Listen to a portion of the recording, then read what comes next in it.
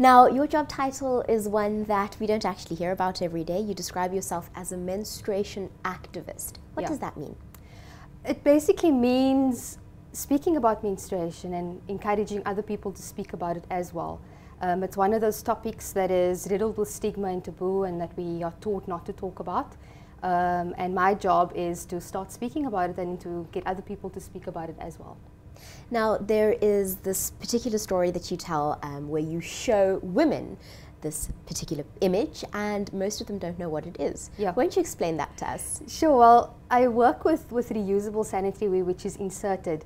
And when I speak to women about it and show them how it works, they often are scared that it will disappear inside of them, or they are uncertain of whether they'll be able to urinate when it's inside of them. So I find that there's a lot of information and women themselves are not always familiar, or they're not too sure what's really happening with their bodies.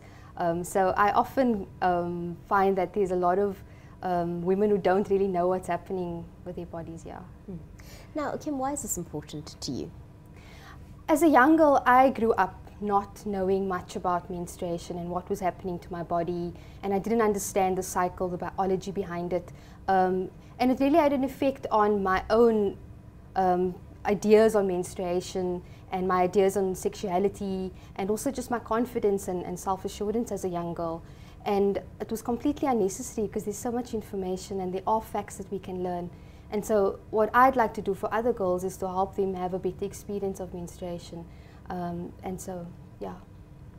Now, there are real challenges facing young girls, especially in rural areas in South Africa, when it comes to sanitary wear and issues like schools with bathrooms that don't flush, for instance. Sure. Why is this a problem? I think it's because it's not a problem that we identify as such. It's not something that is tabled on the agenda.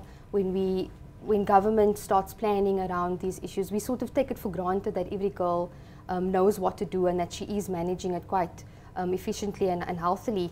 And so I think there's a lot of planning that doesn't consider how a girl actually goes through a daily life, and when it comes to having a period, how she manages it. And so you'll find instances where schools do not have clean toilets, they don't have access to water.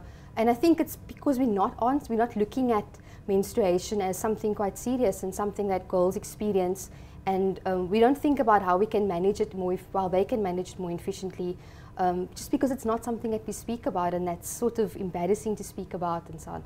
So when we do start considering the experience of a young girl and what she needs, I mean her basic needs, we often speak about educating girls, we often speak about ensuring that they not married young and all those issues, and we miss the basic fundamental issue, which is how does she manage her menstruation, which happens every single month, and it's something that she doesn't choose.